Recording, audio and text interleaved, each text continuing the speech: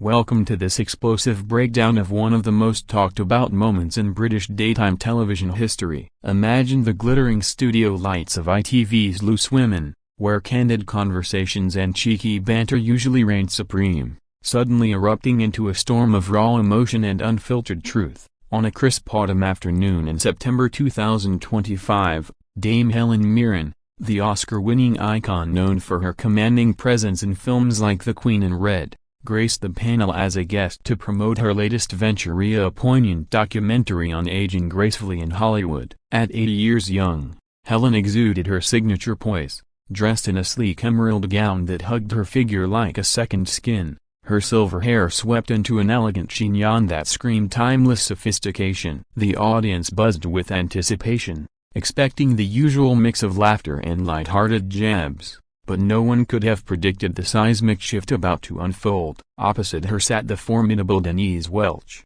the 67-year-old Loose Women stalwart whose fiery spirit and unapologetic candor have made her a household name since the show's inception in 1999. Denise, with her tousled blonde bob and a vibrant red blouse that matched her bold personality, was fresh off championing mental health awareness through her memoir, The Unwelcome Visitor, and had just wrapped a stint in a West End revival of Cabaret. The other panelists, Charlene White, with her warm journalistic edge, Brenda Edwards, bringing gospel soul to the table, and newcomer Sophie Morgan, the trailblazing wheelchair user and broadcaster, formed a diverse chorus ready to harmonize the discussion. As the theme music faded and host Charlene leaned into the microphone with her trademark smile, the topic du jour was unveiled. The double-edged sword of ageism in the entertainment industry. Helen, ever the articulate advocate, began by sharing anecdotes from her decade-spanning career, her voice a melodic blend of gravel and grace,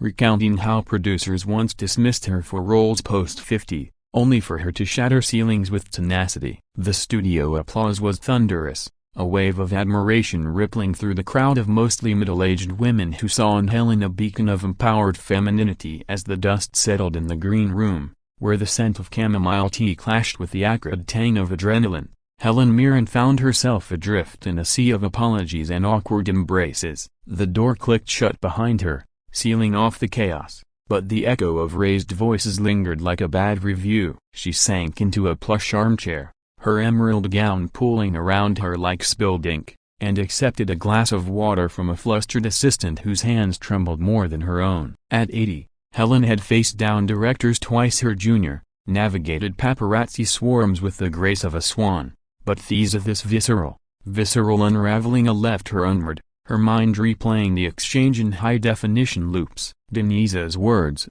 laced with that northern bite, had pierced not just her pride but something deeper, a vulnerability she'd armored with accolades and anecdotes. Outside, the crew buzzed like bees in a disturbed hive, whispers of walk-off and ratings rocket filtering through the walls, while producers huddled in crisis mode, phones glued to ears, weighing edits against ethics. Helen's publicist, a wiry woman named Tessa with a bob sharper than her wit, burst in, iPad aglow with nascent tweets, #Team Helen trending at 50K.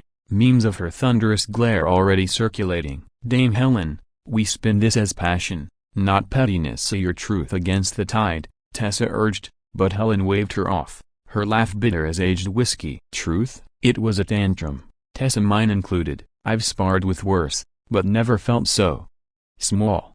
The admission hung, rare for a woman who'd once bared her soul in Prime Suspect's gritty underbelly. Meanwhile, across the hall, Denise Welch paced like a caged lioness, her red blouse untucked, mascara smudged from furious blinks. Her co-panelist Charlene followed, arms outstretched in placation. Den, you were brilliant raw, Rella, but maybe dial it back next time? Denise whirled, eyes blazing. Dial it back? That woman's doubting privilege from a pedestal while I've clawed through breakdowns and blacklists. It's not about me, it's the message. Her voice cracked, betraying the toll of years of therapy sessions, tabloid trials, the bipolar beast that roared back in stress's shadow. Brenda Edwards joined, her hug enveloping like a warm quilt, murmuring prayers from her gospel playbook, while Sophie Morgan wheeled in, her optimism a lifeline. Sis, we turned this into talk empowerment, not enmity. But Denise's mind raced to her sons, Matty and Louis, the latter's football dreams she'd sacrificed gigs for, wondering how this viral villainy would ripple home. The Loose Women set, usually a sisterhood sanctuary, now felt like a fractured family reunion. Diving deeper into the anatomy of the argument, let's dissect the pivotal moments that turned polite probing into powder keg pirate techniques, frame by frozen frame. It all hinged on that innocuous pivot to exercise and aging, Helen extolling the virtues of midlife movement with the zeal of a convert, her hands gesturing like a conductor summoning symphonies. "Darlings, fear not the years, embrace the sweat, it's the elixir of eternity," she proclaimed, citing her daily regimen of Ashtanga flows and resistance bands, her tone inspirational, almost evangelical. The audience lapped it up, nodding in unison, but Denise, who'd spent her 50s battling weight whispers and wellness wars, felt the subtext like a slap. Privilege packaged as panacea, her interjection wasn't planned at impulse, pure as Jordi Greta. Easy to say when your trainer flies in from LA, Helen. Some of us squeeze squats between school runs and script reads. Laughter erupted, but it was laced with edge, the kind that slices smiles in two. Helen's response was measured at first, a tilt of the head, eyes crinkling in what could be amusement or annoyance. "Denise, it's not about location, it's about commitment to the same fire that got you from Vera Duckworth to VIP stages." But the compliment curdled in delivery, sounding to Denise like condescension, a pat on the head from the posh perch. Here, the class chasm yawned idea. Helen's Russian copyright migrate copyright roots notwithstanding, her elocution screamed Oxbridge, while Denise's accent anchored her in working-class authenticity. The panel sensed the shift. Charlene's here, rang hollow, Brenda's amen to effort. Too timid, Sophie, bless her, tried levity. "I'll take the flying trainer if it means ditching my desk job." But the room's temperature had spiked, humidity heavy with history. What followed was a verbal volley, tennis of the tongue, Denise firing on body positivity's front. "We've come far from stick-thin standards, but let's not shame the struggle." Helen countering with struggle's noble, but surrender's note. "I've bared scars in Caligula, vulnerability is victory." The biblical reference landed like a misfired serve, Denise retorting, "Victory for whom? The ones who script the stories or the ones who live them raw?" Voices rose, overlapping like a dysfunctional duet, the audience's applause fracturing into factions. A claps for Helen's gravitas, whoops for Denise's defiance. Off mic, the sound tech winced at feedback squeals mirroring the discord. This wasn't ad-libbed alone, subtext swam from prior press, Helen's recent Age UK collab with Denise, where exercise tips were traded but tensions simmered unspoken. Reports later revealed a pre-show green room gaffe, Denise joking about Helen's eternal youth serum,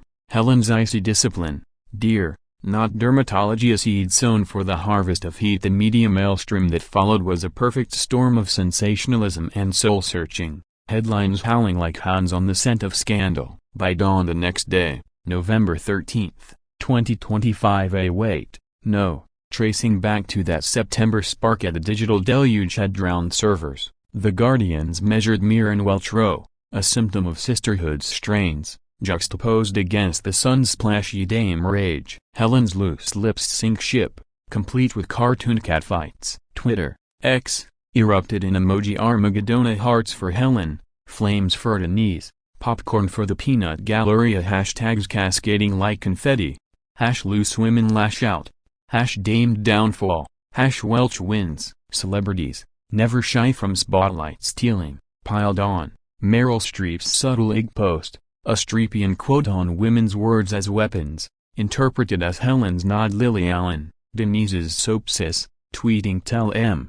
Dina truth tastes like tequila, burns good. Pundits proliferated, from Lorraine Kelly's breakfast bomb all families fight to Piers Morgan's X rants political correctness kills chat. A good riddance to gagging. Ratings for the episode, aired unbleeped that afternoon, skyrocketed to 2.8 million, eclipsing royal specials, as housewives and hipsters alike tuned in for the train wreck tango. Talk shows triangulated.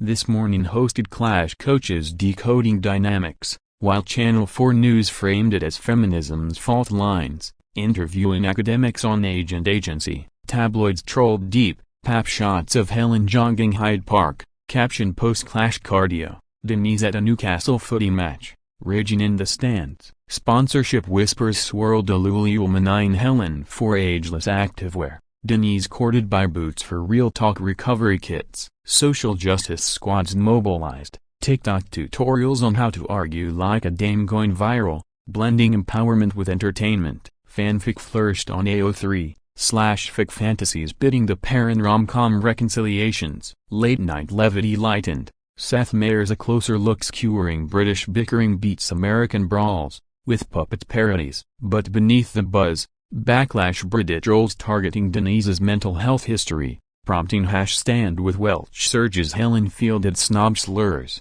her team deploying fact-checks on her council estate origins. ITV basked in the boon, commissioning Clash Chronicles spin-off, while Loose Women lore logged it as the Great Dame debacle. Public pulse quickened conversations, pub debates on posh versus proper, office chats on calling out versus canceling. Helen, media-savvy maven, granted Vogue a vista. It was thunder, not Antruma storms clear the air. Photos showed her poised in pearls, garden backdrop blooming. Denise, in Grace's glow, grin through grit. I spoke for the silenced. If that's villainy, sign me up. Her spread sizzled in leather, symbolizing in bold public reaction cascaded like a flash flood, sweeping from shock to schism, with viewers voting not just with remotes but with their very souls. In living rooms from Land's End to John O'Groats, teacups clattered as the episode unspooled, gasps sinking with ad breaks. Facebook groups, bastions of boomer banter,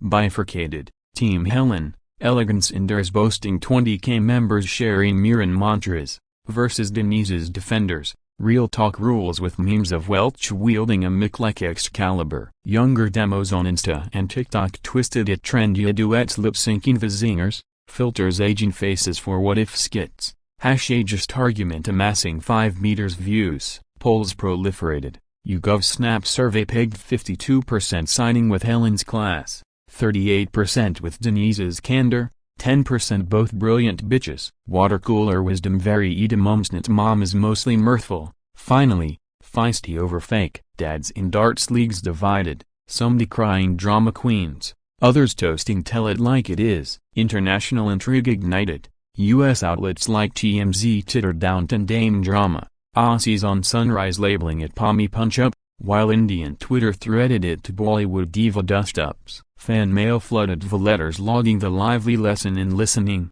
petitions pleading for panel parity. Backlash bit 2, cancel culture curs snapped at Helen for tone-deaf, at Denise for divisive, but counter-waves washed them away with #women win waves. Celeb choir chimed, Emma Thompson's tweet hail the hags who holler progress needs noise. Sheridan Smith's story Denise, you're my hero a heart over hierarchy. The ripple reached real lives. Workplace workshops on constructive conflict, school debates on diva dynamics. By week's end, a reconciliation rumble, joint op-ed in the Times, from clash to compact, our call for unity, penned in tandem, words weaving wounds into wisdom, public embrace, thunder also likes in the millions, shares sparking salons on solidarity. It wasn't unanimous. Utopia holdouts hurled shade, but the tide turned toward tolerance, proving audiences crave authenticity over artifice. In this echo chamber of empathy, the public didn't just react, they reflected, reshaping narratives from feud to fellowship,